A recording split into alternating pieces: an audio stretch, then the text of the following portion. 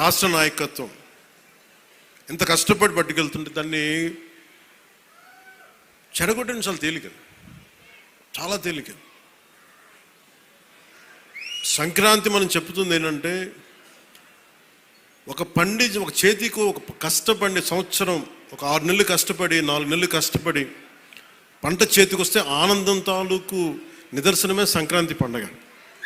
మనకి ధాన్యం వచ్చింది, ధాన్యం అమ్మగా డబ్బులు వచ్చినాయి.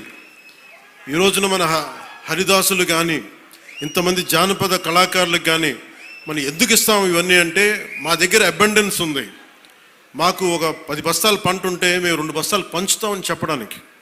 అది సంక్రాంతి తాలూకు నిదర్శనం. అంటే అలాగా మీరు ఇందాక మంత్రివర్యులు నారాయణ గారు చెప్తా ఉన్నారు,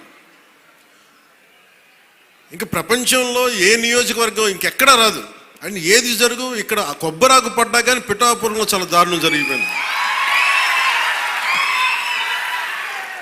ఒక తాటాకు, అక్కడ ఉన్న తాటాకు ఊడి పడిపోతే అమ్మా చాలా దారుణం జరిగిపోయింది. మరి గత ప్రభుత్వ నాయకులను అడగండి, వాళ్ళ నియోజకవర్గం అసలు న్యూస్ ఉంటుందా, ఏం జరుగుతుందో కూడా తెలియదు మీకు.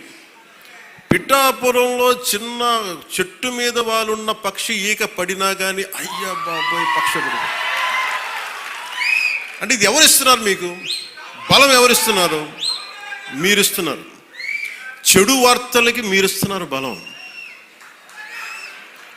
ఒకటి మనల్ని తిడుతుంటే మీరు దాన్ని వైరల్ చేస్తే మీరు బలం ఇస్తున్నారు. ఒకటి చెడగొడుతుంటే వచ్చి మీరు ఎదురు ప్రశ్నించకపోతే మీరు బలహీనలు అయిపోతారు.